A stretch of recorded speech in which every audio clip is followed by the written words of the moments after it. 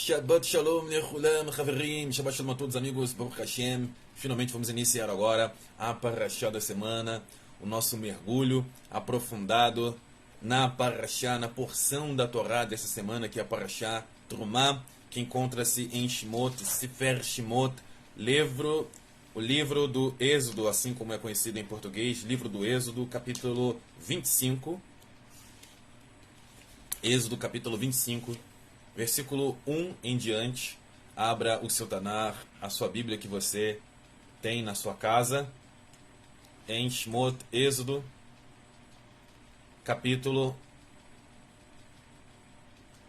25, versículo 1 em diante. Baruch Hashem.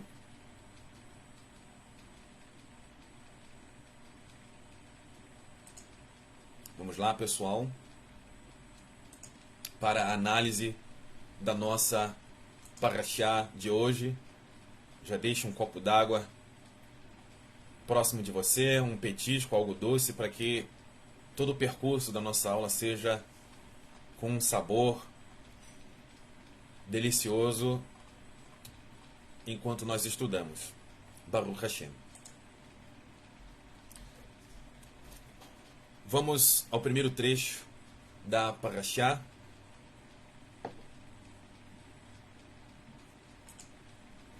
Que é o seguinte, Dr. Rabavi. Vaidaber Adonai el Moshe lemor.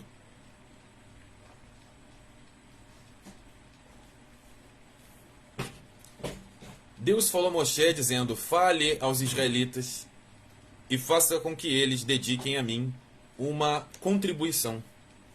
Peguem o meu korban, a apresentação de todo aquele cujo coração o inspirar para dar. Esse é o primeiro trecho da Parashá de hoje. Vamos agora para a nossa introdução. Por que a Parashá de hoje nomina-se Trumá? Trumá quer dizer contribuição. Uma vez que o Mishkan, ou seja, o tabernáculo, foi construído de contribuições feitas pelos Israelim, pelo Am Israel, pelo nosso povo de Israel. Mas por que a Parashá, por que a porção da Torá, todo esse episódio da história do nosso povo, de Êxodo capítulo 25, versículo 1 em diante,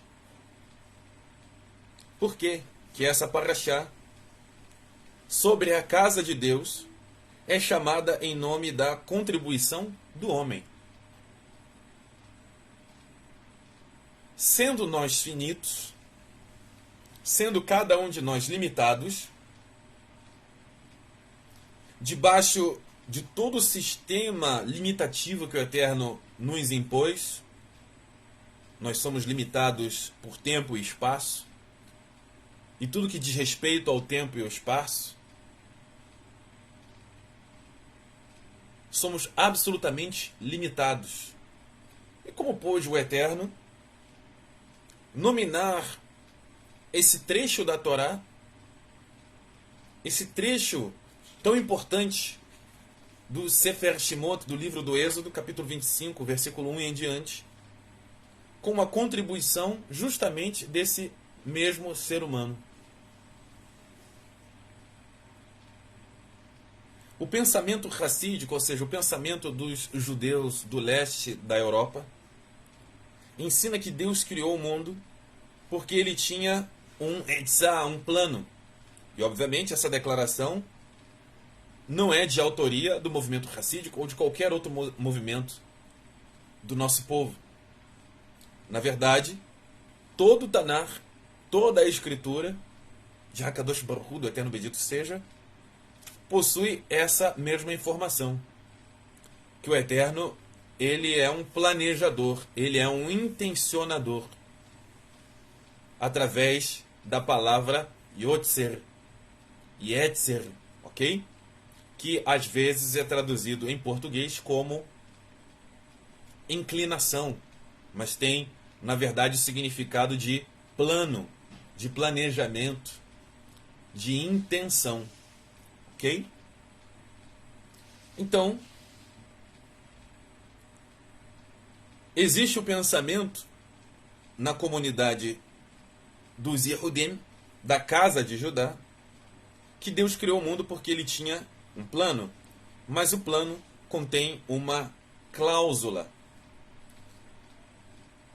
O plano é que a presença de Deus deve ser revelada nesse mundo, no Olam Hazé, no Olam Asiyah, no mundo das ações, nesse mundo concreto, nesse mundo onde nós devemos exercer esforços.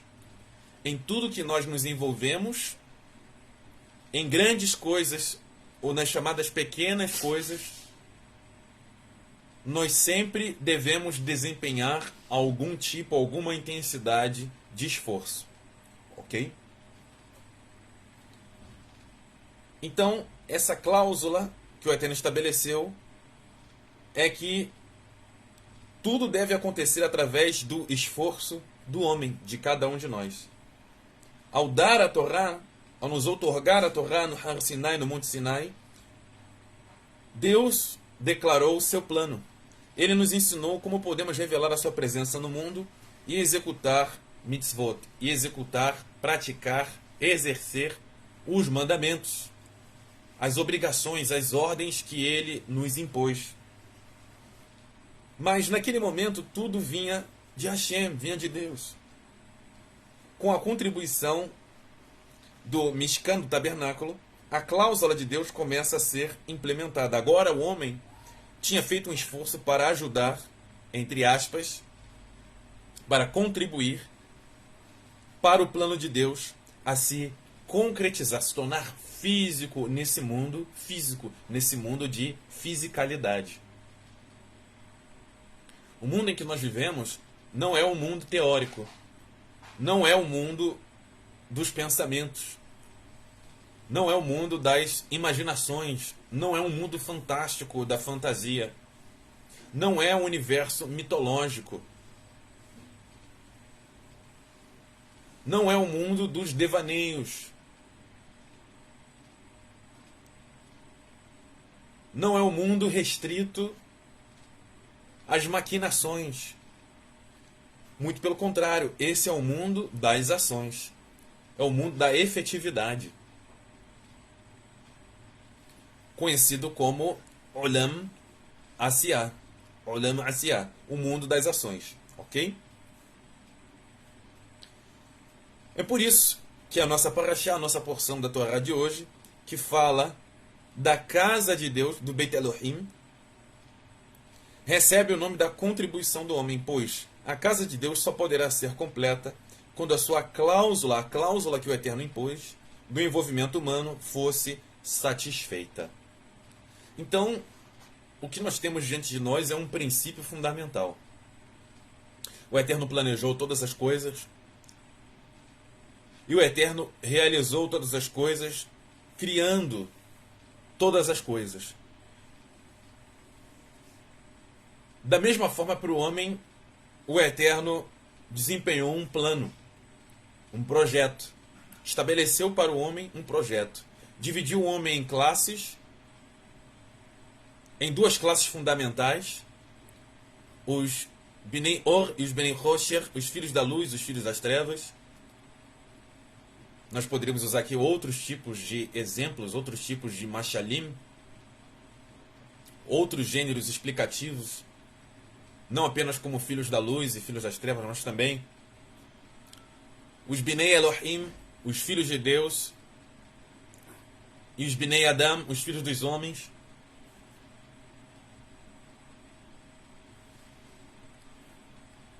Ovelhas e bodes, joio e trigo.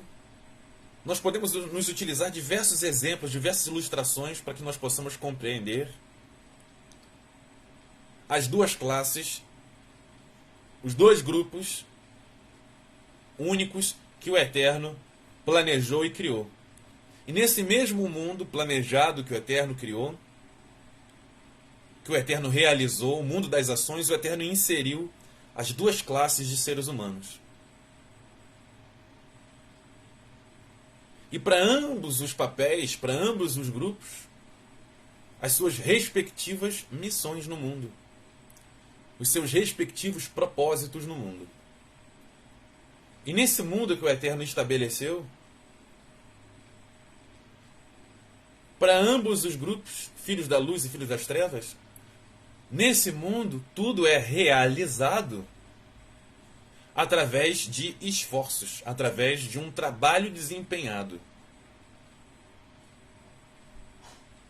Todos nós somos participantes da criação. E não de forma teórica, não de forma apenas metafísica, mas sobretudo nesse mundo, nessa dimensão última que nós vivemos, Olam Asiá, o mundo das ações,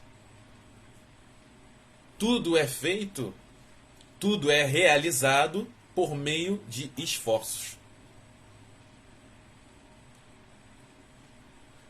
Em um princípio, a terra estava sem forma e vazia. Tohu vavohu em português. Perdão, tohu vavohu em ivrit, em hebraico. Em português, sem forma e vazio. Isso significa o quê? Sem forma e vazio. O mundo, nosso mundo, em um princípio, estava desta forma, desta maneira, nesta conjuntura, nesse cenário, sem forma e vazio. Isso significa pão da vergonha. Um estado de indignidade. Sem forma e vazio representa uma circunstância, uma estrutura, uma mentalidade, um comportamento aonde indivíduos desejam benefícios, desejam desfrutar de benefícios, de questões favoráveis, de boas sensações, de bons sentimentos, de bons pensamentos, de bens, angariar benefícios sem esforços, sem que tenham que passar por problemas, sem que tenham que passar por desafios internos como também externos. Então, de forma alguma, a nossa dimensão é a dimensão teórica. É a dimensão que se restringe ao campo das ideias, ao campo das maquinações, ao campo dos pensamentos, ao campo apenas do desejo, da intenção, das inclinações. Tudo que é feito no mundo é feito através de esforços. Mesmo as coisas ruins, mesmo nas adversidades, nos comportamentos adversos, nos fatos adversos, todos eles são provocados, todos eles são realizados através de algum tipo e intensidade de esforço. Seja para a prática da maldade ou para a prática da bondade, tudo é realizado por meio de esforço. E não por meio teórico. Não por meio da imaginação, do campo mental, do campo teórico. Sempre por meio dos esforços. Esse é o sistema que o Eterno estabeleceu. Então, a Parashá de hoje significa contribuição. O problema, entre aspas, com esta Parashá, com essa porção da Torá de hoje, Sefer Shemot, o livro do Êxodo, capítulo 25, versículo 1 em diante, é que ela parece ser, à primeira vista, aparentemente, parece ser obsoleta. O Mishkan, o tabernáculo, era uma estrutura temporária, transitória, que foi substituída pelo Beit HaMikdash, pelo templo em Jerusalém, em Jerusalém. Assim, porque nós temos que ler sobre ele, uma vez que o Mishkan foi uma construção, um tipo de edificação para serviço do Eterno, com data e prazo marcados. Porque nós precisamos estudar sobre a Parashá Terumá, que envolve as questões do Beit HaMikdash, aliás, do Mishkan, do tabernáculo. Uma vez que o tabernáculo ele foi transitório. Assim, porque nós temos que estudar sobre ele. O tabernáculo Mishkan possui uma vantagem que o templo Beit HaMikdash não tem. A singularidade do Mishkan, do tabernáculo, é que trouxe sua contribuição, portanto, terumá, para o lugar mais distante, ou seja, o Bamidbar, o deserto, o local aonde o Eterno fala conosco. Bamidbar, no deserto Deus fala. Esse é o significado real do termo Bamidbar, que inclusive é o título do quarto livro da Torá, ok? O livro de Números, que na verdade significa no deserto Deus fala, Bamidbar. Então, o tabernáculo possui uma vantagem que o templo não tem. A singularidade do tabernáculo é que ele trouxe sua contribuição para o lugar mais distante, ou seja, o deserto. Assim nós sabemos, assim nós lemos a Parashá Trumá, a Parashá de hoje, ano após ano, para nos lembrar, nos fazer recordar da necessidade de trazer a Torá para os lugares mais distantes. O Mishkan, ele era transitório literalmente, em todos os sentidos. O Mishkan, no tabernáculo, ele era levado para um lado e para o outro. Ele era um templo móvel. Ele poderia ser levado, montado e desmontado sempre que necessário. Independentemente das circunstâncias, o Mishkan sempre acompanhava o nosso povo. Se o nosso povo fosse para a direita ou para a esquerda, por 40 anos, o Mishkan foi levado de um lado para o outro, juntamente com a peregrinação do nosso povo no Bamidbar, no deserto. Diferentemente do Beit HaMikdash, do templo do Eterno em Jerusalém, que era um tipo de edificação, fixo. Está estabelecido fixamente no mesmo local, no mesmo ponto geográfico, no Har Zion, no Monte Sião, no Har Moriá, no Monte Moriá. Diferente do tabernáculo, que trafegava para diversos locais. Nos é sabido, nós temos o entendimento, uma orientação, um conhecimento rabínico do Mashiach, Yeshua ben Yosef, o Rav HaRabanim, o rabino dos rabinos, que nós somos como o Mishkan, ou seja, um templo móvel. O Eterno nos leva para diversas circunstâncias, para diversos cenários das nossas vidas. E para onde quer que nós vamos, seja lá qual for a situação, o contexto que nós estejamos, nós somos um local apropriado, nós devemos ser sempre um local apropriado para a elevação do nome de Hakadosh Baruch Hu, do nome do Eterno bendito seja. Se nós estamos com dinheiro ou sem dinheiro, se nós estamos felizes ou infelizes, se nós estamos frustrados ou satisfeitos, se nós estamos com raiva ou se nós estamos com alegria, não importa onde nós estejamos, não importa por onde nós estejamos trafegando na nossa trajetória de vida, se nós estamos acertando ou nós estamos errando, em todos os contextos, em todos os espaços,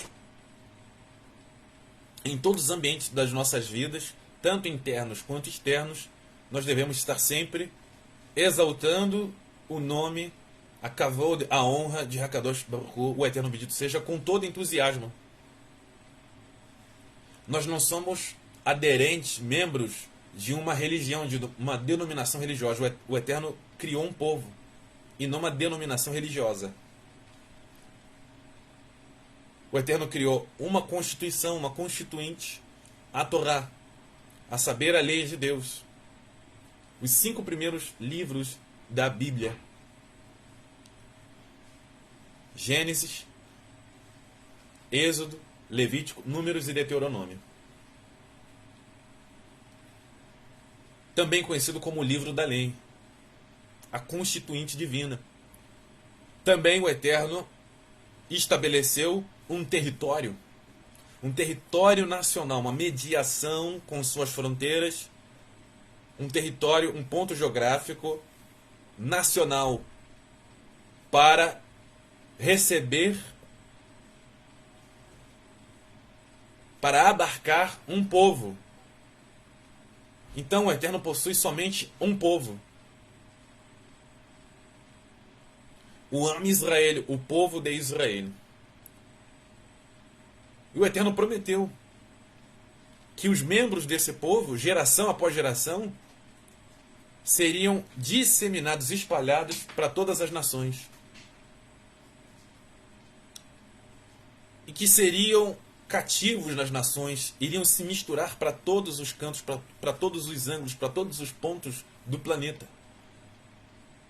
Nascendo em países com idiomas diferentes, culturas diferentes, climas diferentes, geografias diferentes, topografias diferentes, tudo diferente.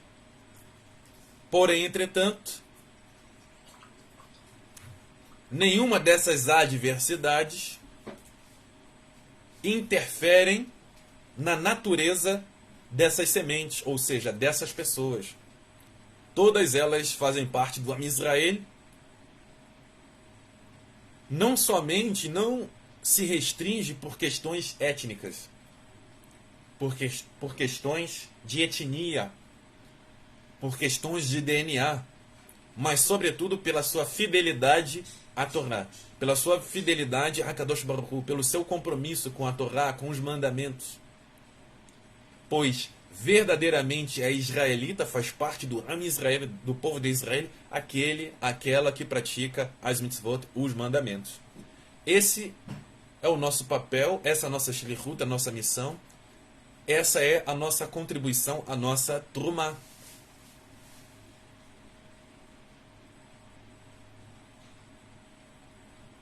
É a nossa participação no Olam Asiá, no mundo das ações.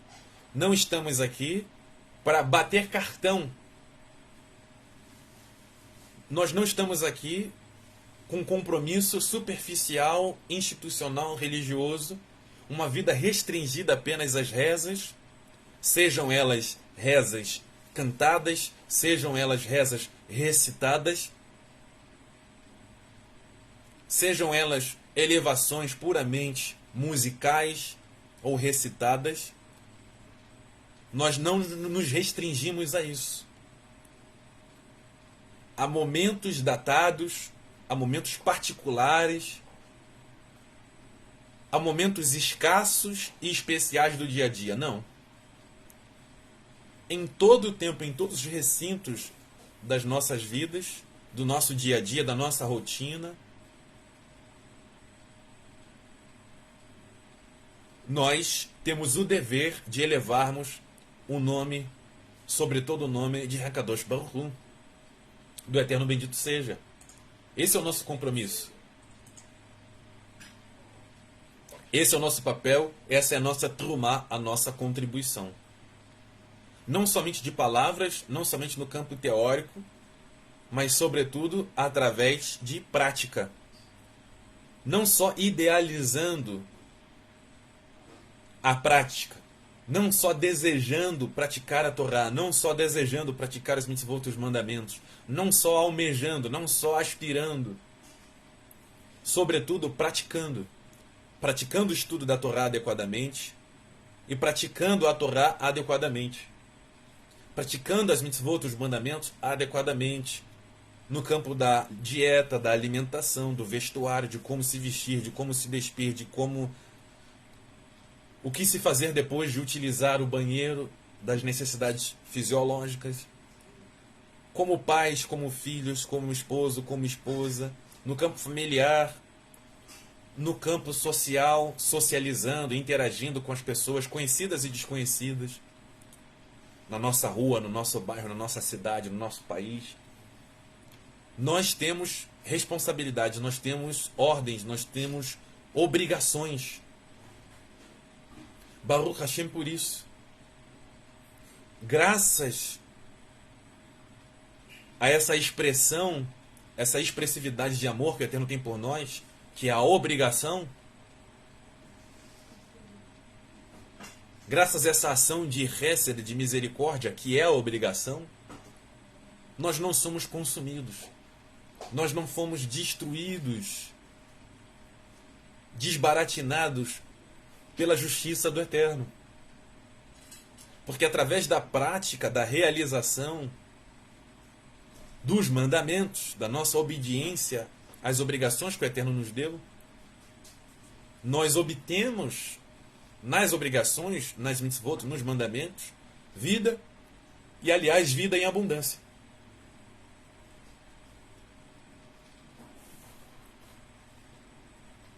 Então, meus amigos, o tabernáculo possui essa vantagem que o templo não tinha, que era móvel. Assim nós lemos a Parashat Terumá ano após ano para nos lembrar da necessidade de trazer a Torá para todos os locais mais distantes, não importa a distância, a circunstância. Nós precisamos estar sempre a serviço do Eterno. Esse comentário introdutório está baseado em Likutei Sirot, volume 21, página 143, do Humash Gutnick, da edição encadernada do livro do Êxodo, nesse volume conhecido como Gutnick. Ok? Baruch Hashem. Vamos agora para o ponto 2, para a segunda parte da nossa parashá. Nós estamos apenas a 26 minutos, apenas 26 minutos de nossa parashá.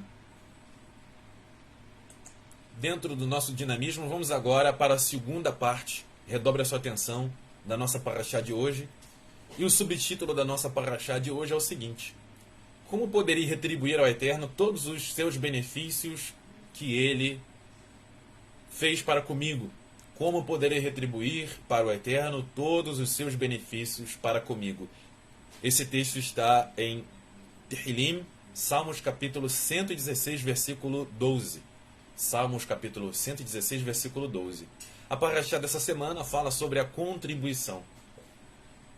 Quando todo o nosso povo de Israel, ordenados pelo Eterno, trouxeram peças de ouro, prata, bronze, dentre outros tipos de materiais, para a construção do Mishkan, ou seja, do tabernáculo.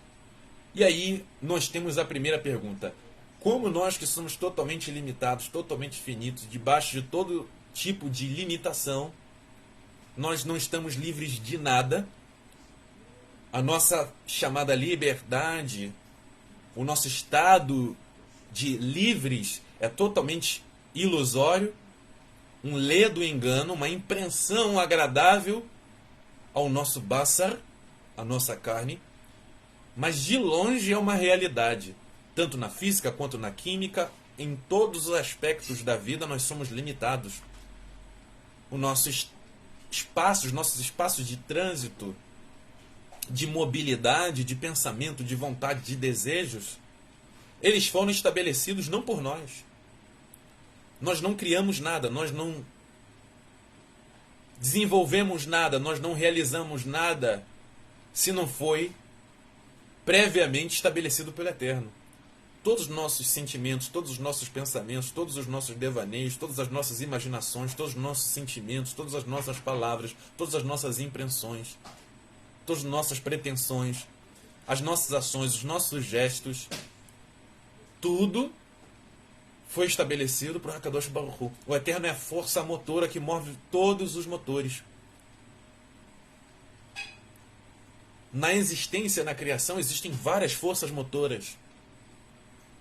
Existem várias fontes, vários fundamentos que proporcionam a vida, a existência.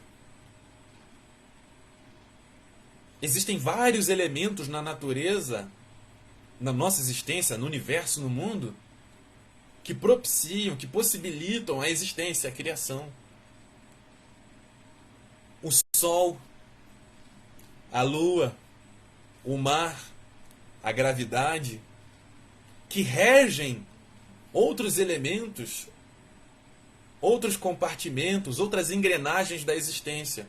Sem elas, o mundo, o universo não poderia existir como nós o conhecemos.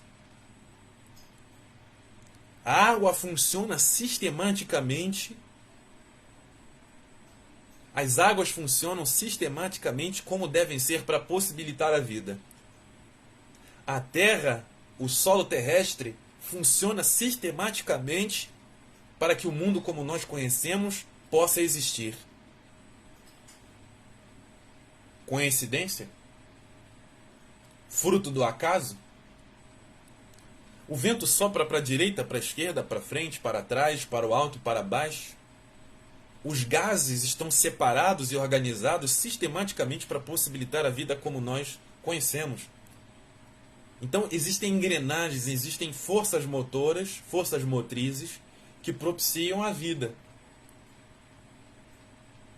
Tudo nesse mundo tem propósito. Tudo nesse mundo funciona exatamente como deve funcionar. E antes dessas forças motrizes, quem move todas essas coisas? Quem criou esse sol tão importante, que funciona exatamente como deve funcionar, com os seus ciclos exatamente como deve ser, com a sua intensidade de calor exatamente como deve ser, com os nutrientes que ele propicia, que ele emana, com as substâncias que ele emana exatamente como deve ser, na intensidade exatamente como deve ser. As águas que foram separadas entre água doce e água salgada exatamente como deve ser. A água potável, a água salgada. Os lençóis freáticos. Várias forças motrizes. Mas quem move todas essas coisas? Absolutamente Hakadosh Baruch Hu, o soberano e eterno Deus de Israel. Ele é a força maior que rege todas as forças. Ele que planejou, ele que propositou, intencionou, nos deu propósito a nós e a toda a existência, a toda a criação. Então, esse mundo não é aleatório, esse mundo não funciona através de uma perspectiva filosófica, sobretudo a perspectiva filosófica da liberdade, onde os espaços de trânsito,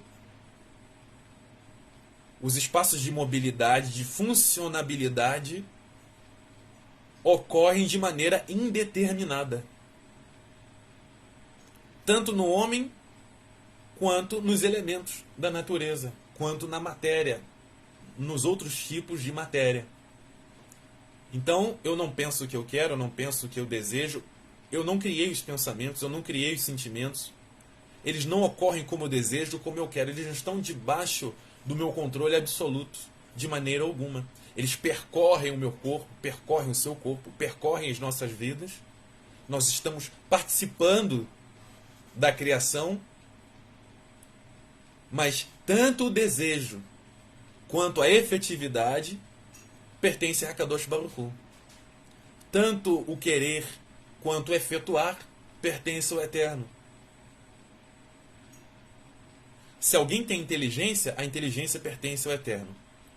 Se alguém tem sabedoria, conhecimento, entendimento, criatividade, isso pertence ao Eterno. Ele é o dono. Ele controla, ele maneja, ele manipula. Ele é o proprietário. Esse assunto, esse tema é conhecido como Ribonut Shel Elohim. É a matéria, é o estudo da soberania de Deus. O Eterno é soberano. É o conhecimento zero, é o ponto zero, é o primeiro passo para a compreensão de quem o Eterno é e de o que é a Torá, o que o Eterno deseja para nós. É o primeiro ponto. Conhecer e proceder em conhecer, prosseguir em conhecer Hakadosh Baruch Hu. O Eterno bendito seja. Uma pessoa que está iniciando a sua conversão ao Eterno, uma pessoa que está em processo de arrependimento, reconhecer os seus erros e se unir à presença divina, qual é o primeiro pensamento, a primeira atitude, o primeiro procedimento que essa pessoa deve ter? É o conhecimento da Ribonut Shel Elohim, conhecimento da soberania de Deus. Sem esse conhecimento primário, é o primeiro conhecimento de todos, não é possível conhecer a Torá de maneira alguma.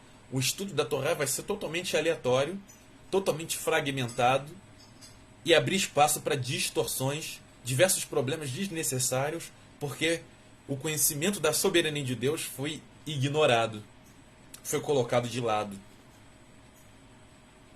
Geralmente esse tipo de comportamento, esse tipo de mentalidade de ignorar o conhecimento primário, que é a Ribonut Shel Elohim, o conhecimento da soberania de Deus, quando isso é ignorado, ele revela esse comportamento, uma intenção de se colocar no lugar de Deus ou maior que Deus. Como isso é possível? Todas as vezes que as pessoas acham que são autônomas, que elas pensam o que querem, desejam o que querem, falam o que querem, sentem o que querem, pretendem o que querem, sem que tudo isto esteja ligado intimamente ao Eterno. É como se existisse um universo particular das pessoas, dessas pessoas, onde elas são senhores de si mesmos, e o Eterno precisa pedir licença para manejar, para agir, não segundo os critérios do Eterno, mas sim conforme os critérios pessoais desse tipo de mentalidade, desse tipo de pessoas. Vamos prosseguir agora com a segunda parte, final da segunda parte do nosso estudo de hoje. Como nós podemos dar algo ao Eterno se tudo pertence a Ele? Tudo que somos, tudo que temos, tudo que seremos e teremos pertence a Hakadosh Baruch Hu. Então, como nós podemos dar alguma coisa, uma vez que nada é nosso, tudo é emprestado? Ao nos depararmos com a realidade da Torá, a realidade da vida, a exemplo de Bereshit, o livro de Gênesis, capítulo 1, e por extensão em todo o Tanakh, em toda a Escritura, em toda a Bíblia, o Eterno é o Criador e proprietário de todas as coisas. Vamos observar com atenção os seguintes contextos. Shmot, Êxodo capítulo 19, versículo 5, nos diz o seguinte: agora, se ouvirdes a minha voz, ou seja, dar atenção à minha voz, e obedeceres a minha aliança, o meu pacto, o meu contrato com o povo de Israel, sereis como meu tesouro pessoal, ou seja, algo de alta estima. Um tesouro pessoal, ou seja, algo de autoestima. Tudo que é de valor, tudo aquilo que de fato é especial, nós não colocamos na vitrine. Vamos a exemplo de uma joalheria. As melhores joias, os materiais de maior valor monetário, elas não são colocadas na vitrine. Elas são guardadas num cofre da joalheria. Elas são colocadas no local mais seguro e não está à vista de todos. Tudo aquilo que é precioso, que tem um alto valor, não é exposto a todos. Porque a sua preciosidade, o seu valor é altíssimo. Logo, ele não pode ser vulgarizado. Ele não pode estar vulgar. O que é vulgar? É algo que é extremamente popular, algo que é extremamente comum, que é considerado extremamente comum. Tudo aquilo que é de valor, ele é guardado. Guardado de uma maneira especial devido ao seu alto valor. Então o Eterno está dizendo isso. Sereis como o meu tesouro pessoal, dentre todas as nações, dentre todos os países, todas as línguas. Ainda que toda a terra seja minha propriedade. Ainda que a terra seja toda minha propriedade, o povo de Israel é mais especial. O Eterno estabeleceu.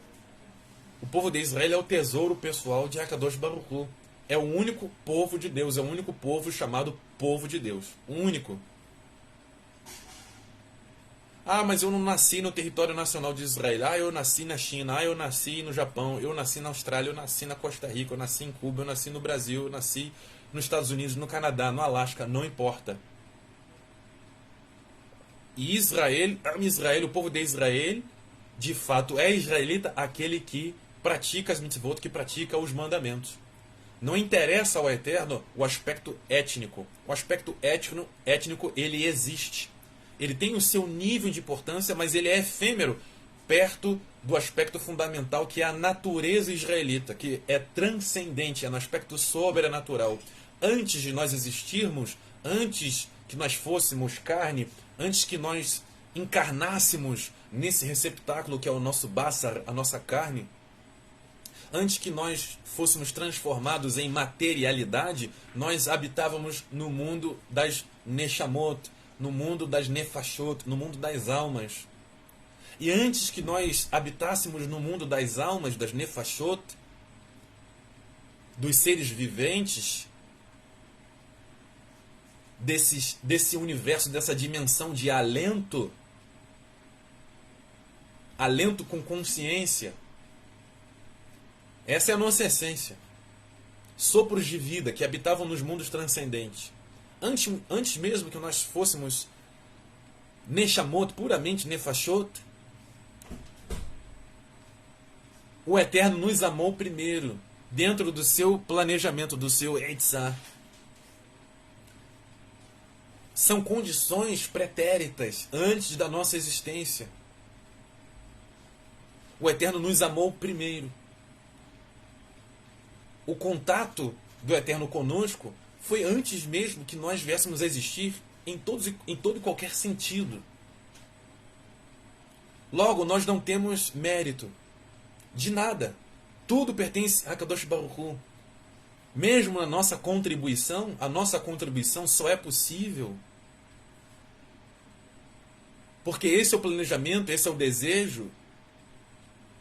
Isso é o que o Eterno estabeleceu para nós. Isso não vem de nós. Não é um dom nosso. Os nossos dons, as nossas habilidades, as nossas aptidões, os nossos talentos, tudo pertence a Hakadosh Baruch Hu. Nada é nosso, tudo é emprestado.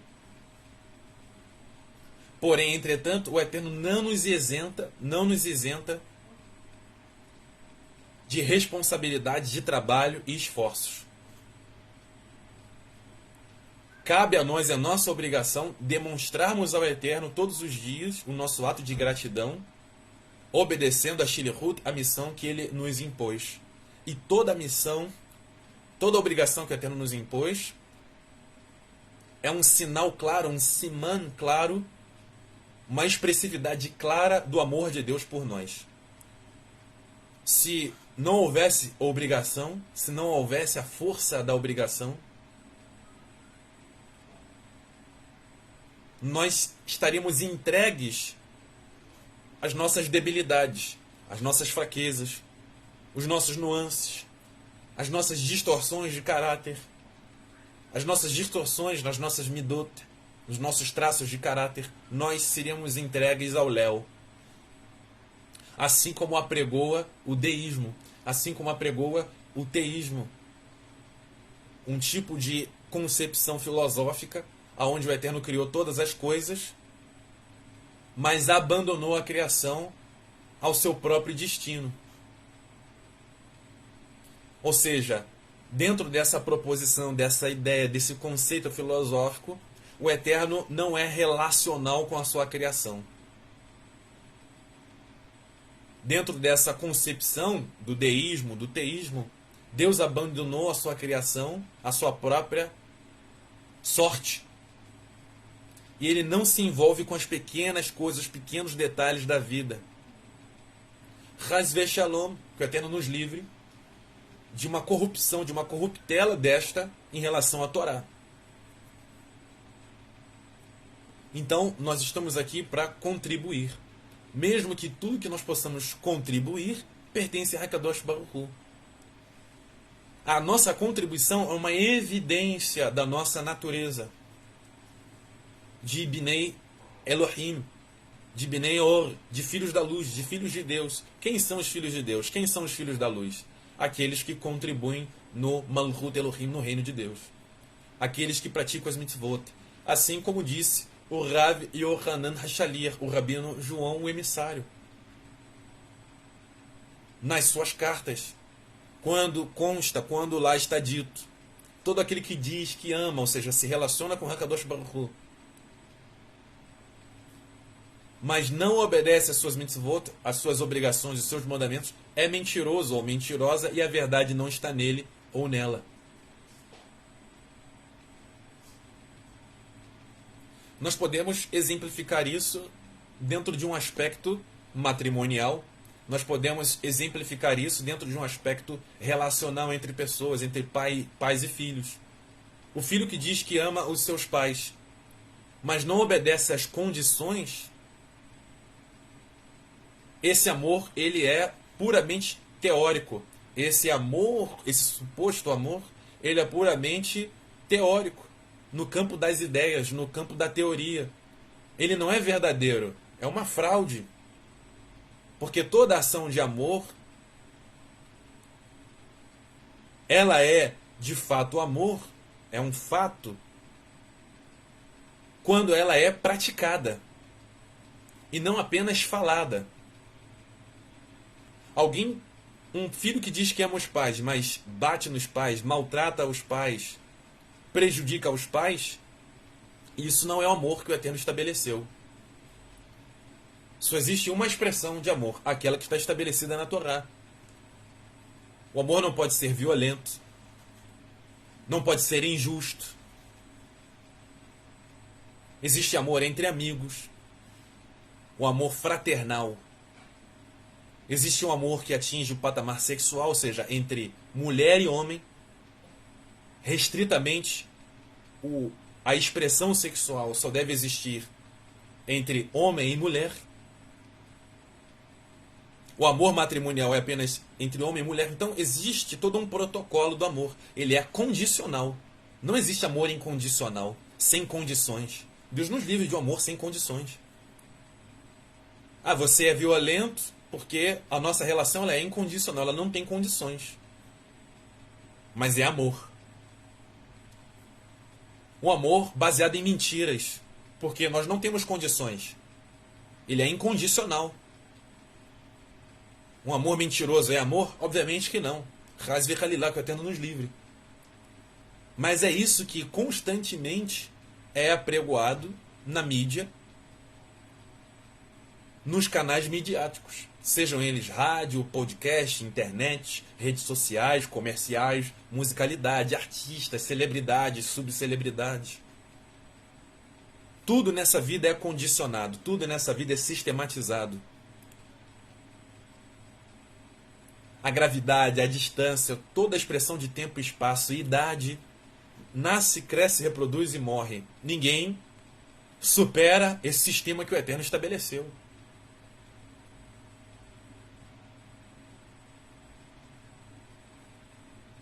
O Eterno criou tudo em pares, o bem e o mal. Quem escapa desse sistema entre bem e mal que o Eterno criou? Ninguém. Ninguém está isento de obrigações. Tudo que nós fazemos, nós somos obrigados. Até na cadeia, até no presídio, os próprios criminosos estabelecem suas leis. Mesmo os criminosos que são conhecidos como foras da lei, dentro do sistema que eles desenvolvem, até mesmo nesses sistemas presidiais, eles possuem leis próprias que eles desenvolveram, regras, obrigações que eles desenvolveram. Porque senão um vai matar o outro e não vai sobrar ninguém dentro do presídio. Mesmo na cadeia. Mesmo com presidiários criminosos terríveis, eles estabelecem regras para que haja ordem. Mesmo os criminosos reconhecem, assumem que nada nesse mundo está debaixo de um conceito de livre. Nada é livre, é uma ilusão, lê do engano. Toda a existência foi condicionada, cheia de estabelecimentos, cheia de limites. O conceito de liberdade são espaços de trânsitos indeterminados. Seja no campo intelectual, seja no campo físico, seja no campo social, espaços de trânsitos indeterminados. Ou seja, eu faço o que eu quero, eu penso o que eu quero, eu desejo o que eu quero, eu faço o que eu quero, eu falo o que eu quero, eu como o que eu quero. Como se essa fosse a realidade. Na verdade, a pessoa está se enganando. O alimento vem do eterno, a matéria vem do eterno, o corpo não é nosso, o corpo é do eterno, a saúde é do eterno, o fôlego de vida é do eterno. Tudo que acontece vem do eterno, porque dele, por ele, para ele são todas as coisas. Tanto o desejo como o efetuar, tanto o pensamento, a intenção, quanto o efetuar, ou seja, a ação, pertence a Hakadosh Baruch Hu. Tudo pertence ao eterno. Dele, por ele, para ele são todas as coisas, porque dele, por ele, tudo, o eterno é o epicentro de todas as coisas. Tudo orbita em torno do eterno, e não através do nosso umbigo. Não é o eterno que nos serve. Nós é que servimos ao eterno, essa é a nossa existência. Baruch Hashem por isso. Uma dádiva, um presente da vida. Dificuldade terá a pessoa de compreender isso, uma vez que minimamente o indivíduo, a pessoa, não entende o valor da vida. Se minimamente o indivíduo, a pessoa, perceber a vida, a dádiva da vida, o presente que é a vida, a existência, vai passar a compreender o presente que é a expressividade da obrigação, da nossa responsabilidade, das nossas responsabilidades nesse mundo, que não é, de maneira nenhuma, responsabilidade religiosa. É uma comunidade, é um povo, é o Am Israel. É uma congregação. Todos trabalhando, todos contribuindo, todos se esforçando, realizando, é uma realidade, é um fato, não é uma ficção, não é o campo das ideias, é um trabalho real, concreto, uma efetividade, trabalhando em prol do Malchut Elohim, do estabelecimento de um mundo real, concreto, e não de um mundo utópico, uma utopia de generosidade, de verdade, honestidade, de progresso. O Eterno não tem interesse no mundo das ideias. O Eterno não tem interesse no mundo restrito à imaginação. O interesse do Eterno é justamente unir o transcendente ao físico. Transcendente, o sobrenatural, ao aspecto físico. É um casamento entre os mundos superiores e esse mundo inferior que nós vivemos. O mundo das ações com o mundo transcendente. É um casamento perfeito.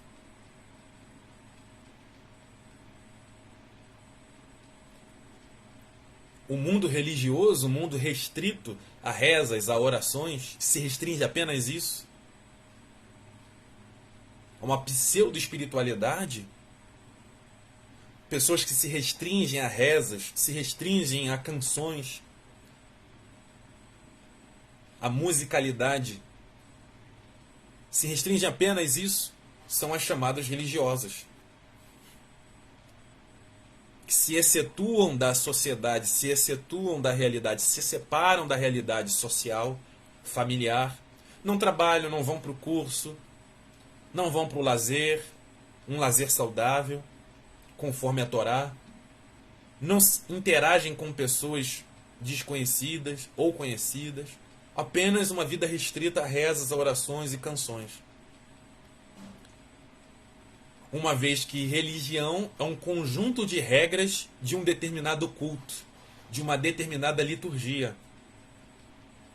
A pessoa tem um momento determinado no seu dia a dia, na sua semana, para esse tipo de prática. Ó, vou separar um momento do meu dia para orar, rezar e cantar a um suposto Deus, uma suposta divindade. Isso é chamado de religião. Não. O Eterno não criou um mundo restrito a rezas e a orações. O Eterno criou um mundo que é integral, é uma integralidade existencial. Nós devemos exaltar, devemos servir ao Eterno em todos os espaços. Seja na sinagoga, seja em casa, no casamento, no matrimônio, como pais, como filhos, como sobrinhos, como netos, como avós, como amigos, vizinhos, como membros de uma determinada sociedade. Em tudo nós temos obrigações. Em nenhum espaço o Eterno está excetuado. Então o Eterno nos chamou para uma vida real. Pessoas reais no mundo real, no mundo concreto. E nesse mundo concreto, nesse mundo de realidade, de fatos, nós precisamos exercer a nossa emuná, a nossa confiança no Eterno, com ações reais e não só da boca para fora. Não só teoricamente. Por isso a Parashá Terumá é a Parashá da contribuição, da nossa participação no mundo. Tudo que nós fazemos pertence ao Eterno? Com certeza. Mas é o nosso dever exercermos o nosso papel. E não jogar para o universo, o tal universo. O nome do Eterno não é universo, é Akadosh Baruch Hu, é Adonai. O Eterno não é matéria, o Eterno não é estrela, o Eterno não são gases, o Eterno não é um astro. O Eterno não é um alienígena, não é ET Bilu. O Eterno não é um ser humano. O Eterno é realidade das realidades. Siban Hasibot, o motivo dos motivos. A força motriz de todas as coisas. Hamakom, o lugar do mundo, o lugar do universo. O universo vem do Eterno, é um espaço, é uma natureza espacial. É uma natureza cósmica e não o Eterno. Nós exaltamos ao Eterno, nós agradecemos ao Eterno, a Kadosh Baruch Hu, e não a matéria. E não a criação.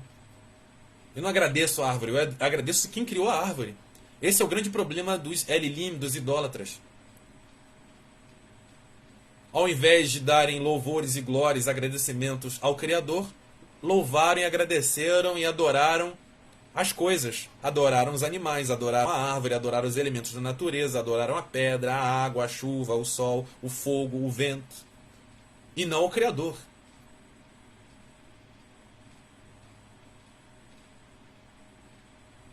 Adorar a estrela, adorar a lua, adorar o sol, a nuvem. Esse é o comportamento mais primário da idolatria desde o início dos tempos. É uma supressão da verdade. Supressão da verdade. Quando o indivíduo ele é incompatível com trumá, com contribuição, ele não deseja contribuir, muito pelo contrário, ele quer se excetuar, se afastar do seu papel no mundo como contribuinte, como participante. Automaticamente ele quer se colocar como igual a Deus, para ter essa autoridade, essa posição, ou maior que Deus.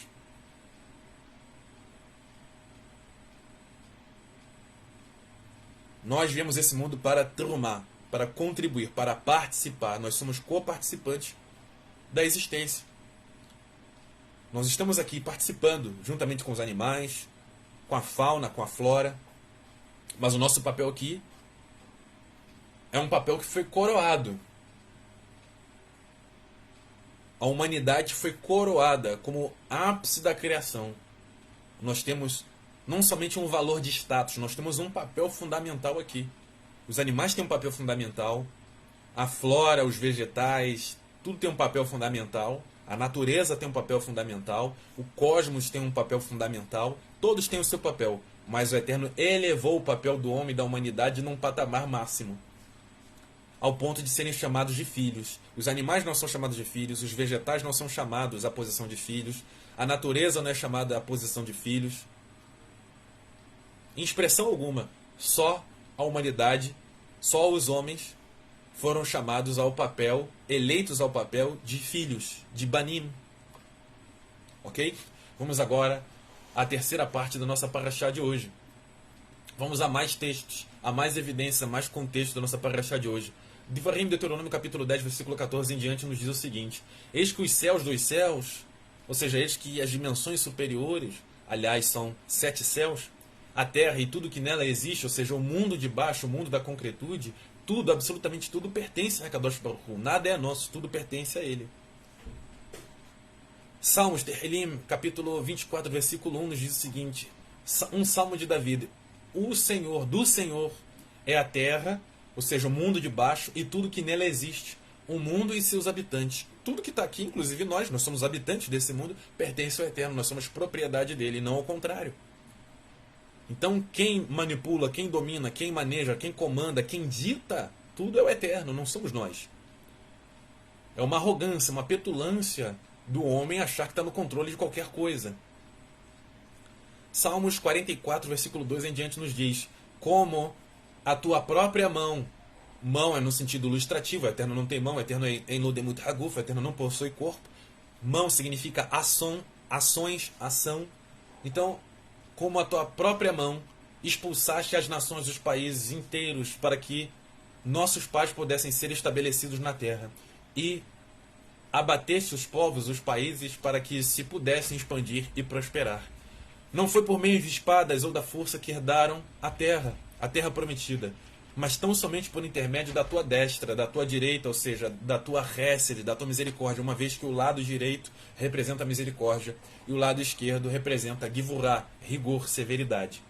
Então, teu braço, a tua ação e a luz do teu semblante, ou seja, dos teus atributos, com os quais os agraciaste. Tu és o meu rei, ó Eterno, és tu que ordenas as vitórias de Yaakov, do teu povo Jacó, do teu povo Israel. Jó capítulo 22, versículo 1 em diante nos diz o seguinte: a seguir ele faz o Teiman, o Teimanita, ou seja, o Iemenita, tomou a palavra e respondeu: pode um ser humano ser útil a Deus? Pode um ser humano que é finito, que é limitado, ser útil a Deus? Como uma ferramenta útil a Deus? Utilitário? Serve para alguma coisa? Ainda que seja uma pessoa de grande sabedoria, pode ajudar a Deus? Ajudar a Deus? Que felicidade poderias dar a Shaddai, o Todo-Poderoso, se fosses íntegro? Que lucro receberia Deus se os teus caminhos, os teus procedimentos fossem irrepreensíveis? Ou seja, por mais que uma pessoa seja íntegra, por mais que uma pessoa seja justa, ou seja, o seu pensamento, a sua fala e as suas ações estejam em sintonia, em união, em linearidade, em integridade, por mais que uma pessoa seja extremamente justa, em nada ela pode dar a Deus. Em nada ela pode ser útil a Deus. Ninguém está fazendo um favor para Deus. O trabalho que nós temos aqui é uma dádiva de Deus para nós. Nós somos os beneficiados. Deus não é beneficiado em nada. Deus não é um senhor, um velho, um idoso sentado numa cadeira, envelhecendo, e nós estamos aqui fazendo um favor para Ele. De maneira alguma. Ele está com preguiça, ele está cansado. Aliás, ele criou tudo. Deve estar cansado. Não.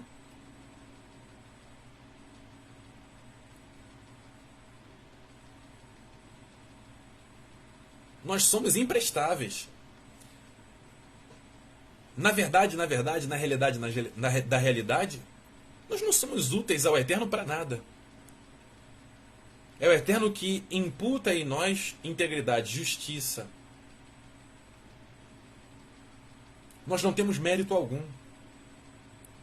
A utilidade, a nossa vida útil aqui, o nosso efetuar, as nossas ações, as nossas realizações, só existem, só são possíveis porque assim o Eterno determinou. O benefício é todo nosso. O Eterno não está ganhando nada com isso. Aliás, o Eterno não precisa ganhar nada. Da mesma forma que o Eterno não perde nada, o Eterno não ganha nada porque tudo é dele. Estão compreendendo isso? Vamos agora à quarta e última parte da nossa parashá. Vamos iniciar agora. Triplique a sua atenção. Triplique a sua atenção. Deuteronômio capítulo 7, versículo 6 em diante. Pois tu és um povo separado, específico a Hashem teu Deus. Foi a ti que o Senhor teu Deus escolheu, elegeu, dentre todos os povos sobre a face da terra, ou seja, no mundo de baixo. Para seres seu povo querido, estimado, né? Um povo íntimo, desejado, seu tesouro pessoal. Hashem não se afeiçoou a vós, nem vos escolheu por seres mais numerosos que os outros povos. Muito pelo contrário, nós somos a minoria mediante a todos os povos. De fato, eram o menor dentre os povos. Na verdade, vocês são o menor dos povos. Vocês são um povo pequeno, se comparando com os demais países. Mas foi porque o Senhor vos amou e por causa do juramento que fez a vossos antepassados, por esse motivo, Ele vos libertou com mão poderosa lá do Egito, do pecado, e vos tirou da terra da escravidão, escravidão do pecado, sobretudo do pecado, das garras do Paró do Faraó, rei do Egito. Ezequiel, livro de Ezequiel, capítulo 20. Se fosse pela vontade do povo, da maioria do povo, não de todos, mas da maioria do povo, a esmagadora maioria desejavam ficar na idolatria, na Avodah Zará, no Egito. A comida do Egito eles amavam. A culinária, o vestuário, os deuses, a arquitetura, a arte, a musicalidade, todas as expressões artísticas, o clima, tudo eles preferiam o Mitzrayim, o Egito, em tudo. O livro de Ezequiel, capítulo 20, todo ele. Nós temos os bastidores de como estava a mentalidade, o comportamento do povo de Israel no Egito. Ezequiel, capítulo 20. Lá está todos os bastidores. Ezequiel, capítulo 20, é aquele canal que conta bastidores. Ezequiel, capítulo 20, nós poderíamos dizer aqui, no aspecto de humor,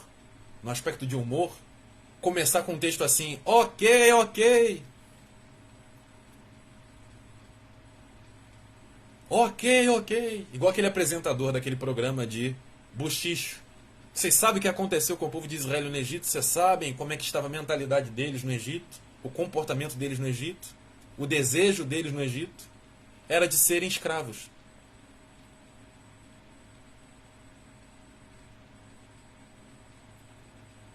Escravos com mentalidade de escravos. Escravos do sistema egípcio. Do sistema idólatra. Mesmo estando no deserto, a mente apegada à idolatria.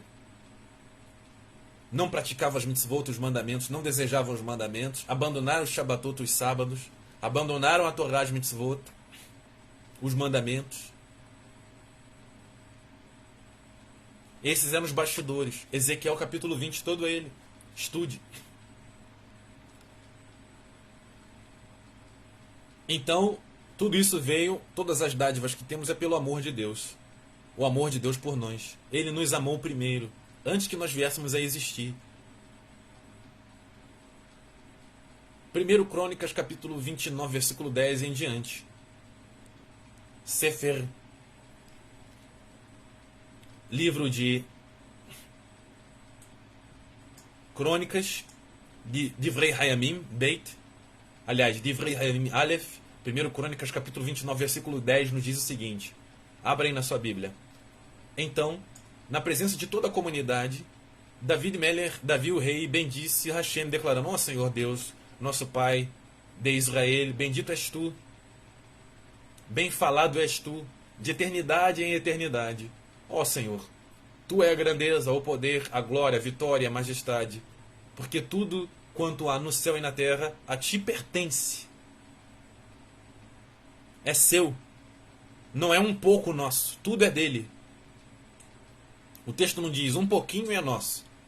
0,0,1% é nosso. Não. A ti pertence. Tudo é do Eterno.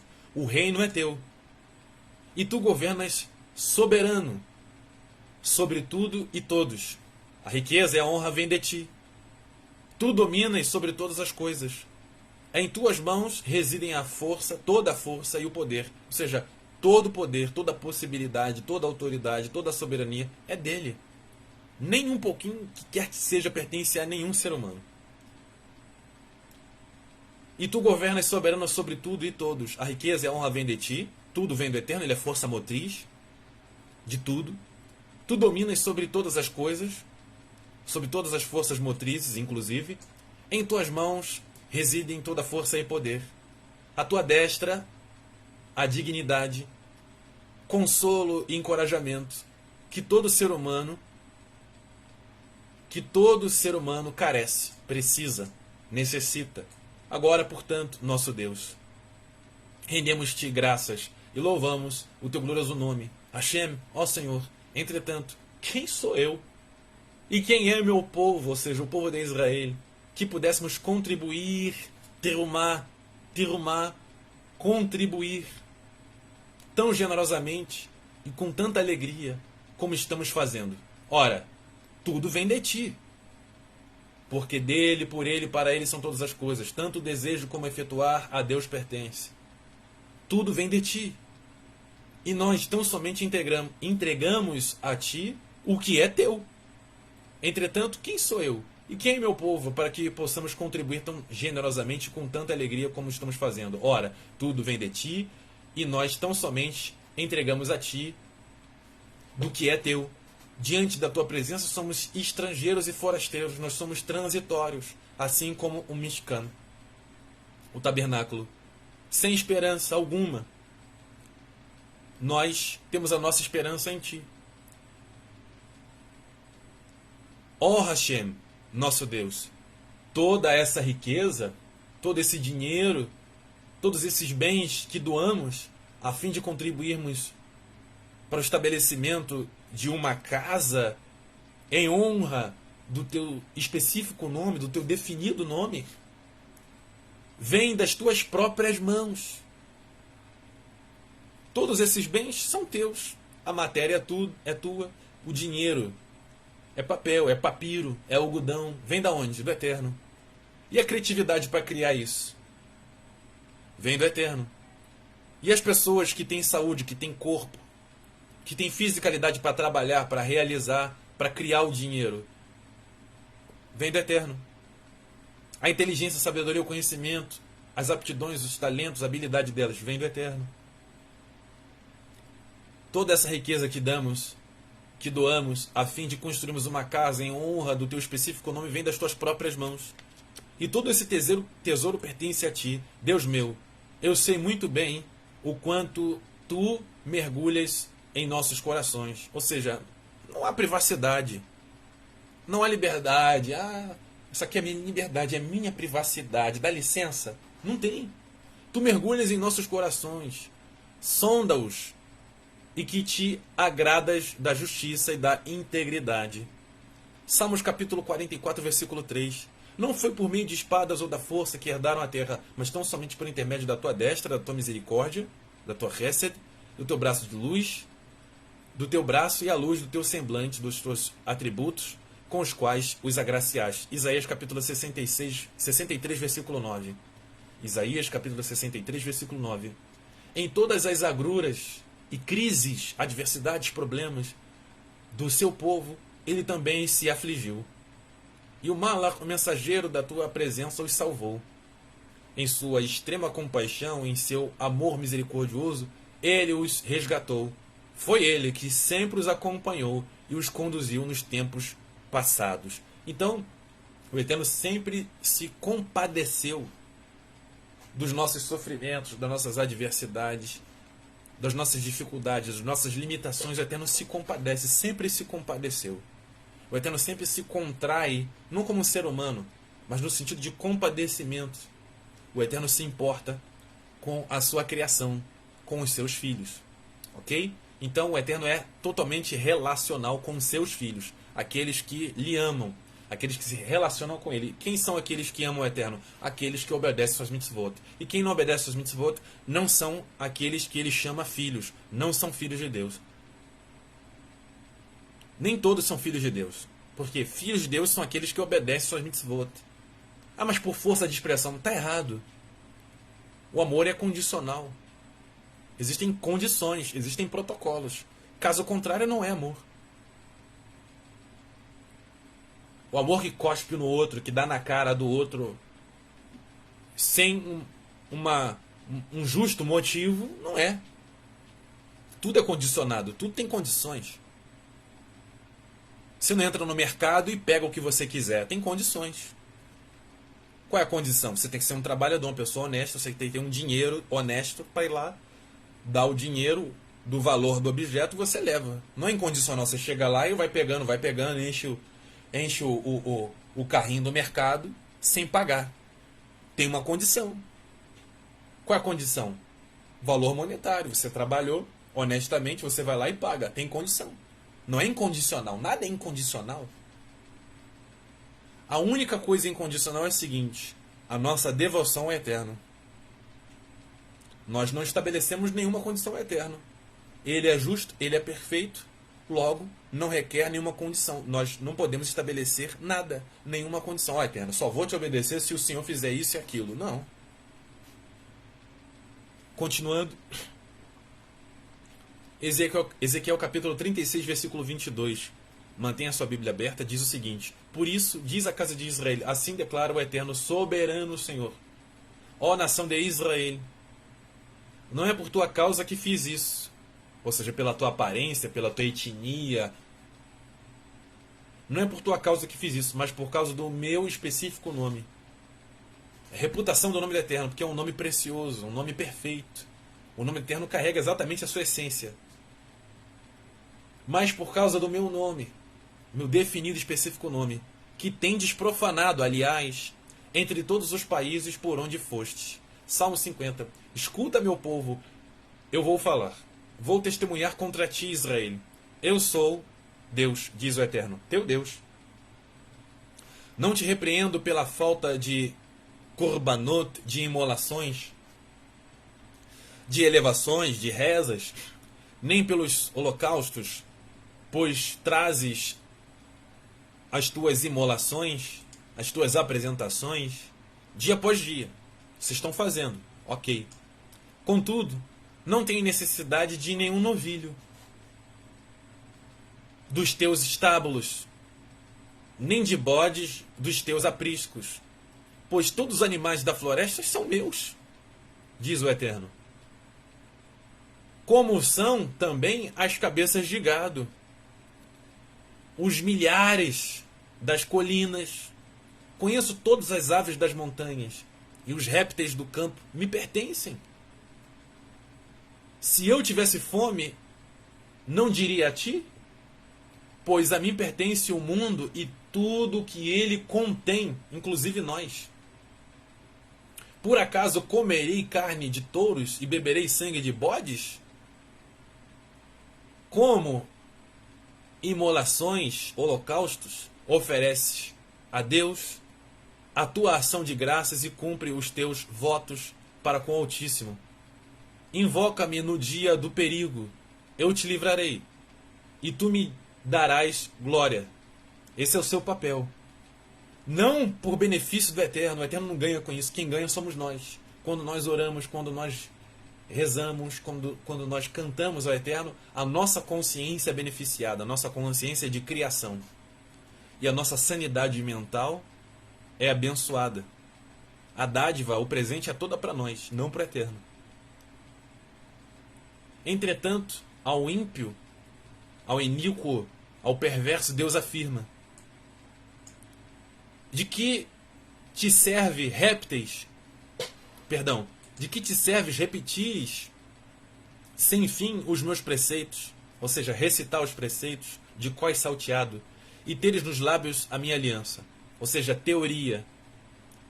Tu que detestas as minhas disciplinas, as obrigações, as correções, a responsabilidade, e dás as costas, ou seja, ignora as minhas palavras.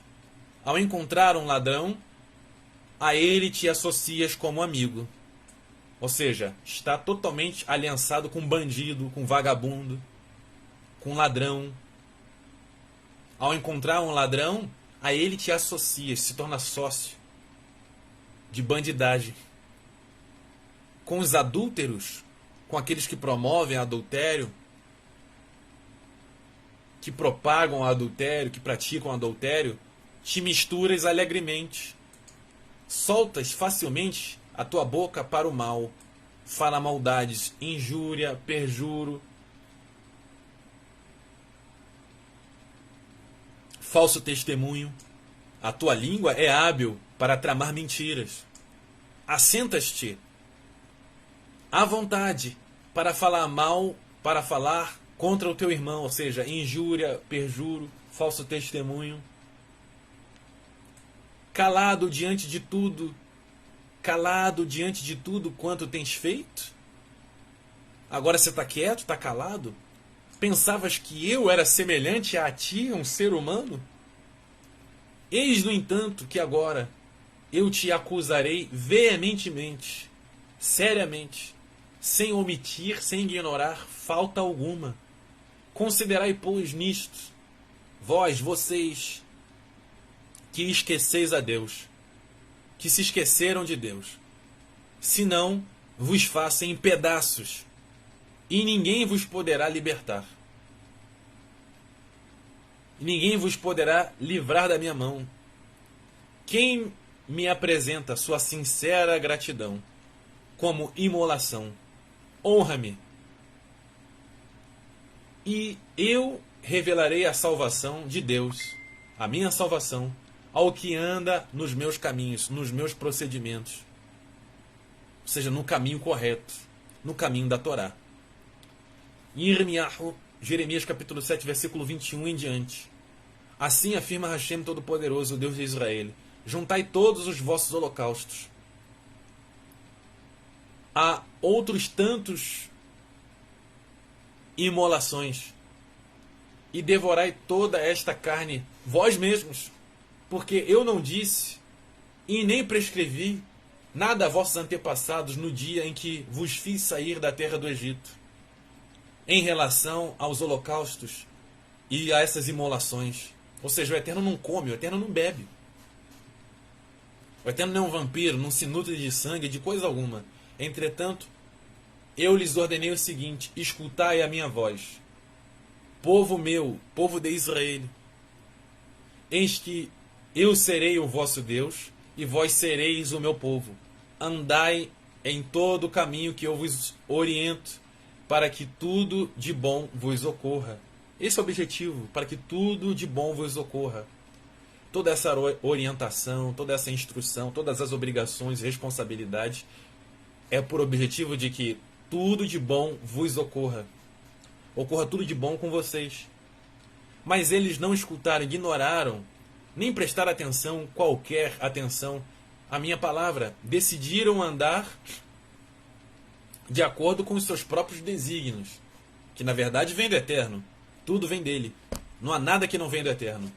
Na dureza dos seus corações, ou seja, a obstinação que vem do Eterno, na dureza dos seus corações malignos, perversos. E me ignoraram a palavra de Deus. Estão fingindo que não estão vendo, fingindo que não sabem, em vez da face do respeito, do comportamento de respeito. Sendo assim, desde a época em que vossos antepassados foram libertos do Egito até o dia de hoje, eu vos enviei grande número dos meus servos, os profetas, dia após dia. Porém, vós não vos escutastes, tampouco acatastes a palavra que vos pregaram. Antes de tudo isso, aliás, tornaram-se obstinados, e toda obstinação vem do Eterno, e agiram de modo ainda pior que os seus pais e antepassados. Então essa é a realidade, esse é o sistema, esse é o fato, esse é o fato. Logo nós temos uma pergunta final. Existe mérito ou meritocracia?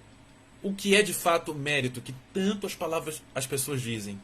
Que as músicas dizem, as celebridades dizem, as músicas dizem, as séries, os filmes dizem, políticos dizem, etc, etc. De onde vem essa tal de mérito? Na etimologia, a origem da palavra, essa palavra vem do latim, do antigo idioma dos romanos. A palavra, o fonema, o som dessa palavra original é méritos ou mereo. Méritos ou mereo. O significado do ser digno, de merecer, assim como apresenta do grego antigo o sufixo kratos, de força e poder, ou seja, força, poder. Na antiguidade romana, era usado para distinguir a honra dos combatentes retirados. Um soldado que era retirado do campo de batalha. Então, quando o soldado estava lutando e ele era abatido, ele era retirado do campo de batalha e ele recebia um emblema, ele recebia um status. E esse status se chamava de mereo. Esse status, ele era chamado em grego de kratos. Ok? Então ele recebia esse símbolo, ele recebia essa consideração. Olha, você foi lá, você lutou, você foi abatido, agora você recebe um prêmio. Esse contexto original, foi aí que começou essa ideia de méritos, de mereo, de kratos. Ok? Na Antiguidade Romana era usado para distinguir a honra dos combatentes retirados.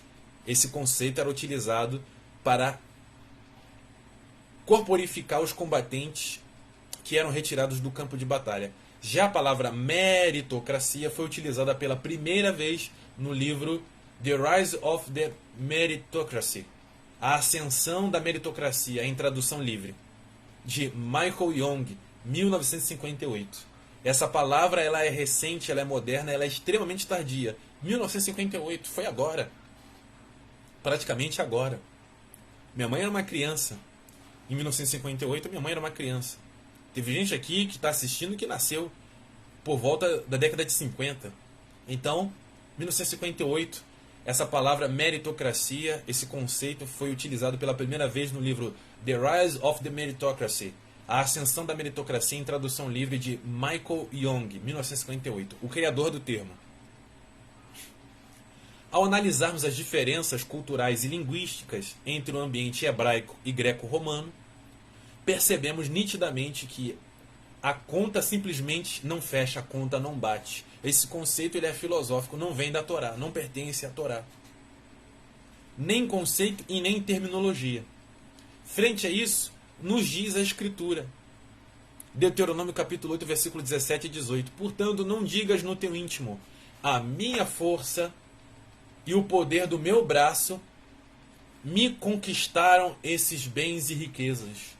Antes, te recordarás de Hashem, teu Deus, porque é Ele o que te dá força e a capacidade para gerar riqueza, confirmando a aliança, o pacto, o contrato que jurou aos teus pais, conforme hoje se constata claramente.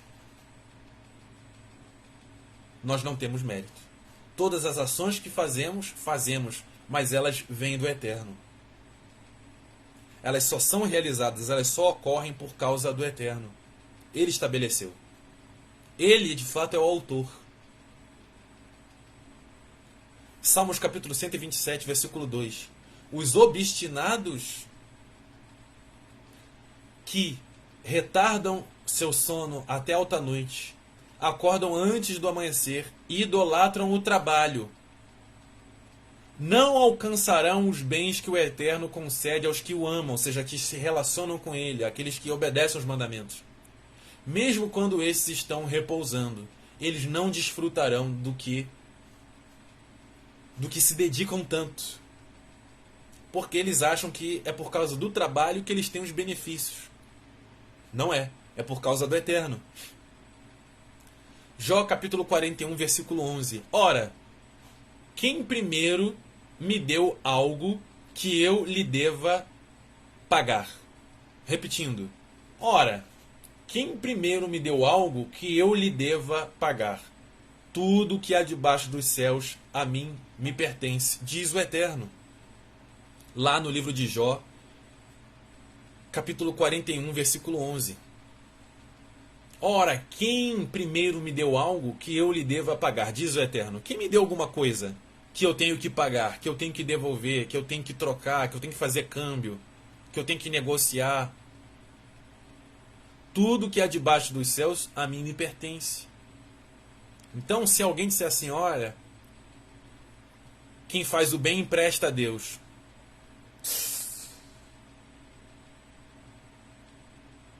Que fiasco. Que bobagem. Ah, mas é bonitinho. Bonitinho nada. É com esses termos, com essas ideiazinhas acumulativas, que as pessoas têm dificuldade de concatenar a Torá. Mistura filosofia, jargões populares com a Torá. E a cabeça fica um bavel, uma confusão. Fica uma confusão. Hasve Shalom, que o Eterno nos livre. Nos dizem os Kituvim Nitzarim, os textos nazarenos, para a gente finalizar. Lucas capítulo 18. Bessorá Tová, a boa nova de Lucas capítulo 18, versículo 9 em diante. para algumas pessoas que confiaram em sua própria justiça e menosprezavam os outros, Yeshua ben Yosef, o Mashiach, contou ainda essa parábola. Olha só a parábola para a gente entender esse contexto da Parashá Terumá, da Parashá Contribuição. 2 homens subiram ao templo para orar. Um era um parush, ele era um fariseu, e o outro um publicanos.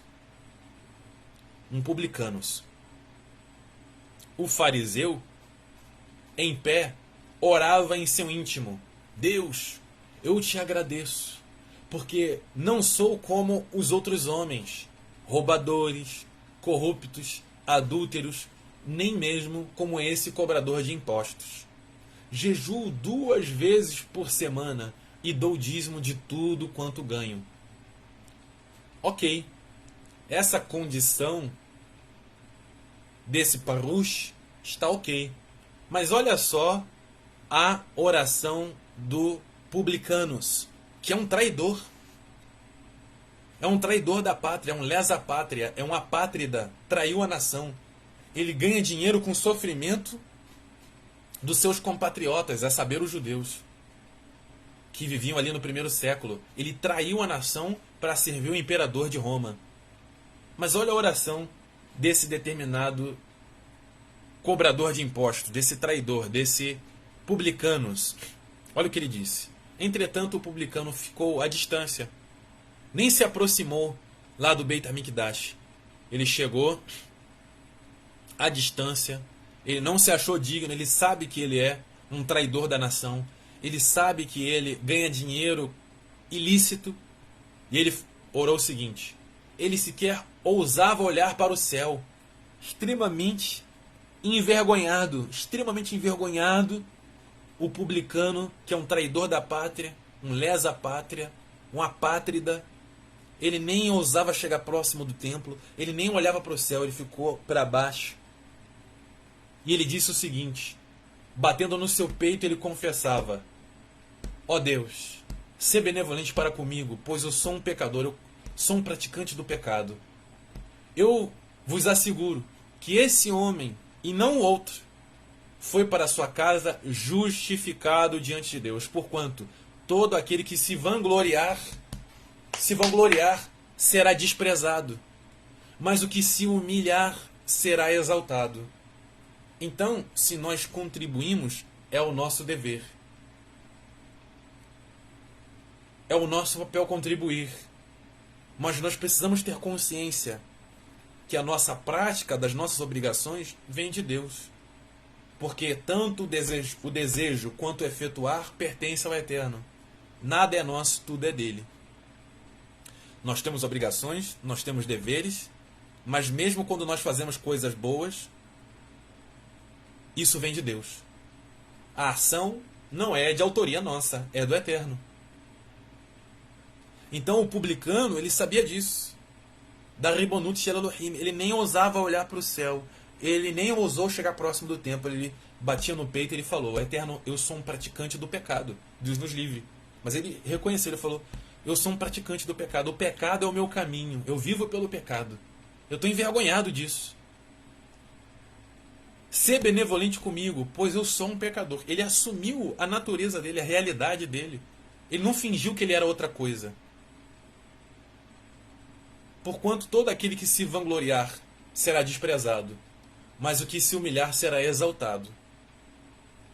Entretanto, 2 Coríntios capítulo 12, versículo 9, nós temos o seguinte: entretanto, ele me declarou: a minha graça te é suficiente, pois o meu poder se aperfeiçoa na fraqueza. Sendo assim, de boa vontade, me gloriarei nas minhas fraquezas, a fim de que o poder que o Eterno outorgou ao Mashiach repouse sobre mim. A misericórdia que o Eterno nos dá através do Mashiach repouse em nós. Ou seja, nós obedecemos ao Eterno, nós praticamos os mandamentos, mas não por mérito. Não para chegar diante do Eterno e falar assim: Eterno, eu fiz. De maneira nenhuma. Eterno, graças à tua força, graças à saúde que o Senhor me deu, graças ao entusiasmo, à coragem, à responsabilidade, à maturidade, os dons, os talentos, as aptidões, etc, etc. Graças a ti, somente a ti, eu pratico todas essas coisas. Não é pela força do meu braço, não é pela força de ninguém, mas pela tua força.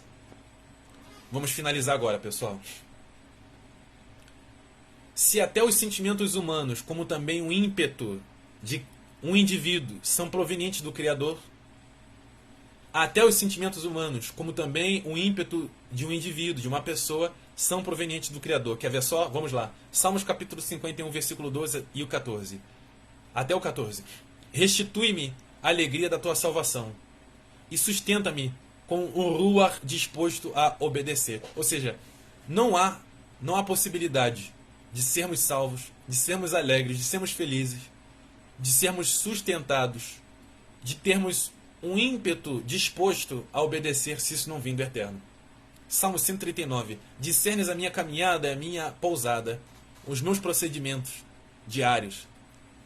E estás a par, estás ciente de todos os meus intentos, de todas as minhas intenções. Porquanto a palavra ainda nem chegou na minha boca, nem chegou na minha língua. Ela nem existe ainda. E tu, ó Eterno, já a conheces completamente. Tu me envolves por trás e pela frente, ou seja, meu passado e o meu presente, o meu futuro, e pões sobre mim a tua mão, ou seja, a tua ação, o teu poder, a tua soberania. Salmos 22, capítulo 24 e 25. Pois não desprezou nem desdenhou o sofrimento do aflito, não ocultou a sua face, os seus atributos do angustiado, mas ouviu o seu clamor por ajuda. De ti vem o meu louvor, vem do louvor. Quando nós louvamos o Eterno, o louvor vem dele. Na grande congregação, em comunidade, vem do Eterno. Cumprirei os meus votos na presença dos que o temem. Salmos capítulo 16, versículo 1. Um canto silencioso de Davi. Defende-me, ó Deus, pois eu me abrigo em ti. Ao Senhor declaro, tu és o meu Senhor e não tenho bem maior além de ti.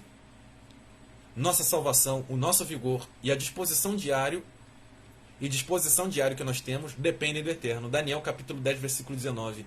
Então ele me dirigiu a palavra, não temas, Deus te ama, ó filho do homem. O anjo falou para Daniel, o profeta Daniel. Paz seja contigo. Sê forte e tem bom ânimo. E quando ele falou comigo, disse Daniel, recobrei as forças e respondi, ó meu Senhor, fala comigo, porquanto tu já me fortaleceste e me sinto bem. O fortalecimento vem do Eterno. Tudo vem do Eterno. Joel capítulo 10. Joel capítulo 3, versículo 10. Forjai espadas das relhas dos vossos arados e lanças de vossas podadeiras. Encoraja o fraco, dizendo, sou forte. A força vem do Eterno. 2 Coríntios capítulo 12, carta do Rabino Paulo aos Coríntios, capítulo 12, versículo 8 em diante. Por 3 vezes roguei ao Senhor que o removesse de mim. Entretanto, ele me declarou, a minha hesed, a minha benevolência te é suficiente, pois o meu poder se aperfeiçoa na fraqueza. Sendo assim, de boa vontade me gloriarei nas minhas fraquezas, a fim de que o poder que ele outorgou ao Mashiach repouse em mim.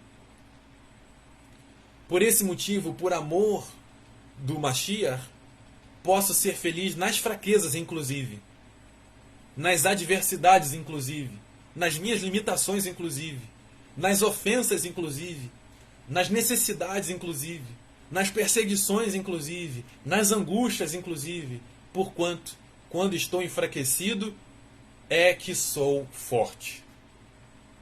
Carta do Rabino Paulo aos Efésios, capítulo 2, versículo 8. Porquanto, pela Hesed, pela graça, vocês foram salvos. Por meio da fé, da emuná. E por isso, não vem de vós. Isso não vem de vós. É um dom de Deus.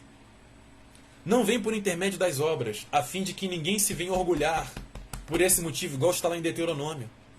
Pois somos criação de Deus, nós pertencemos a Ele.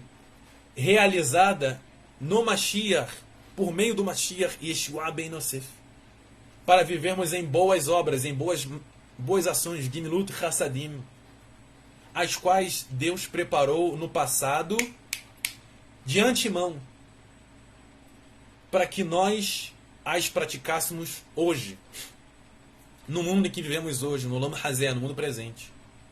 Então, se não há mérito, se o Eterno é o dono de tudo, como podemos contribuir com algo? Como expresso no texto da Parashá de hoje, até o ímpeto de contribuir vem dele. A nossa utilidade, o nosso uso nesse mundo, só é possível quando nós sabemos quem é o Eterno, seu propósito, a sua vontade, conforme ele estabeleceu na Torá. É justamente compreendendo a vontade do Eterno que podemos saber quem nós somos e qual é a nossa shlichut, a nossa missão, a nossa utilidade e o nosso uso nas mãos do Eterno. É aí que são reveladas, a partir de então, do momento em que estudamos sobre a Hod Elohi, a Ribonut Shel Elohim, a soberania de Deus. A nossa contribuição, a nossa terumá, é um dos frutos característicos de quem de fato pertence ao Eterno.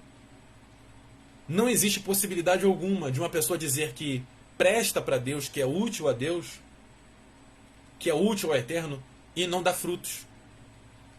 Que não tem obras para provar, não tem obras para apresentar, para provar sua natureza e identidade celestial. Carta de Yaakov, de Tiago. Ar Yeshua. A qualquer dentre vós, qualquer um que dentre vós vos disser, ide em Shalom, aquecei-vos e comei até se satisfazerem, porém, sem lhe dar alguma ajuda concreta, de que adianta isso? Falar para a pessoa, vá em paz, se aqueçam e comem até ficarem satisfeitos, porém sem dar alguma ajuda, alguma contribuição concreta. Do que isso adianta? Desse mesmo modo em relação à fé.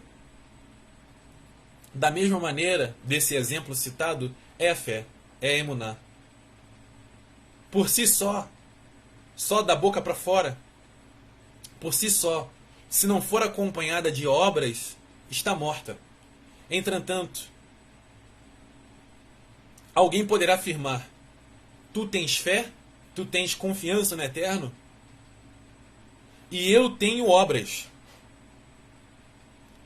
Mostra-me a tua emuná, a tua fé sem obras, e eu te demonstrarei minha fé, a minha emuná, a minha confiança no Eterno, mediante as obras que realizo. A fé, a confiança no Eterno, só da boca para fora, sem ação, sem terumá, sem contribuição, é morta. Todo eleito do Eterno é necessariamente contributivo, é producente, útil aos irmãos, aos ahim, verhaverim e também aos amigos, porque primeiro é obediente a Deus. São os conceitos de Ben Adam, Lamakom, Lachaveró, que os Kitos Menetzarim, que os textos nazarenos abordam. Existem conceitos de Ben Adam, Lamakom e Lachaveró. Ben Adam, Lachaveró. São dois conceitos que os rabinos nos ensinam. Inclusive, nos textos nazarenos. 1 João capítulo 4, versículo 15 em diante nos diz o seguinte: se alguém confessa publicamente que o Mashiach é o Filho de Deus, Deus permanece nele, e ele em Deus. Ou seja, uma união, uma conexão. Portanto, dessa forma conhecemos o amor que Deus tem por nós e confiamos plenamente nesse amor. O amor vem de Deus, e aquele que permanece no amor permanece em Deus, e Deus nele, conexão. Dessa forma, o amor é aperfeiçoado em nós, a fim de que tenhamos total segurança no dia do juízo final. Pois, assim como ele é, nós semelhantemente somos nesse mundo, ou seja, os atributos. No amor não existe receio. Antes, o perfeito amor lança fora todo medo, tudo aquilo que se afasta do eterno. Todo medo de praticar os mandamentos. Todo receio de praticar os mandamentos. Não é o medo verdadeiro, porque o medo verdadeiro, ele nos conecta a Deus. Está lá em Provérbios. O medo é o princípio da sabedoria, do conhecimento e do entendimento de Deus. Está lá em Provérbios. Esse medo aqui é um medo pejorativo. É um medo falacioso. É um medo que a pessoa diz de praticar os mandamentos. Eu tenho medo de praticar. Eu tenho que me preparar primeiro para me conectar a Deus. Eu tenho que primeiro me preparar para fazer minha techuvá. Eu tenho que me preparar para eu fazer minha conversão a Deus. Porque se eu errar, eu tenho medo. Eu tenho medo de errar e acabar fazendo a besteira e sofrer por isso. Isso é falácia. Ora, o amor verdadeiro lança fora essa falácia.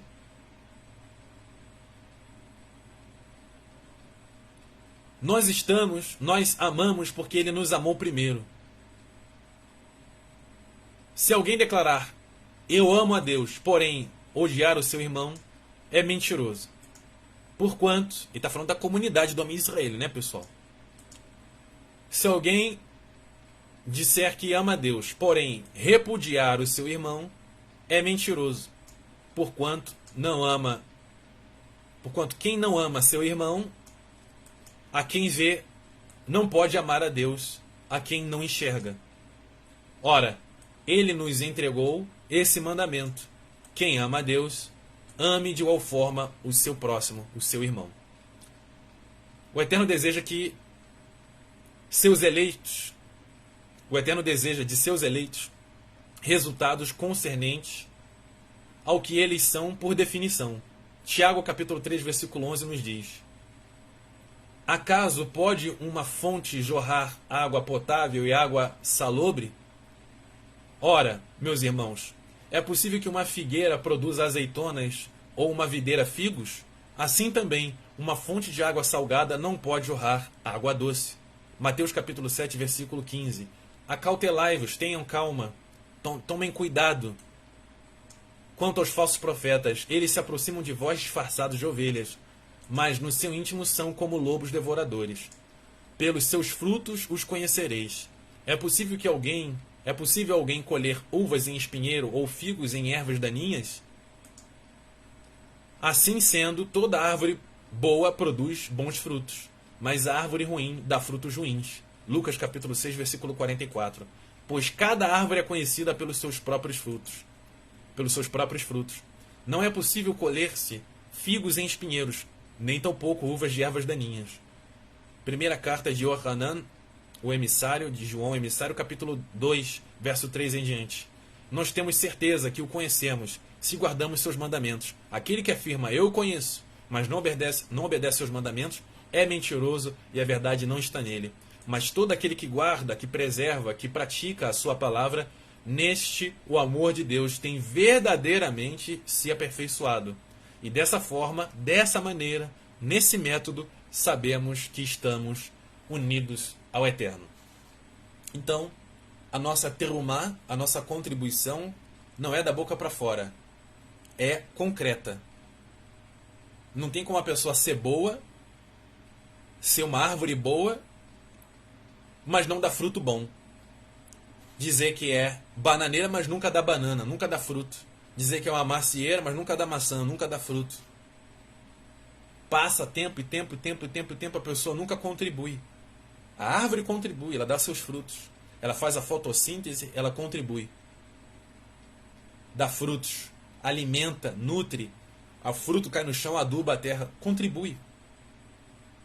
Agora, a pessoa diz que é contribuinte, mas nunca contribui, nunca participa, nunca está junto. Então não é terumá. É erva daninha, é joio. Não contribui, não dá frutos. Não é útil para nada. Ok? Então, duas lições fundamentais. Nós devemos contribuir, mas toda a nossa contribuição vem de Hakadosh Baruch Hu. Que o Eterno abençoe a vida de todos, que o Eterno nos ilumine a todos, que o Eterno nos conceda a sua shalom, Beshem, o Vizhut, Yeshua HaMashiach Ben Yosef, amém, pessoal. Até mais ver.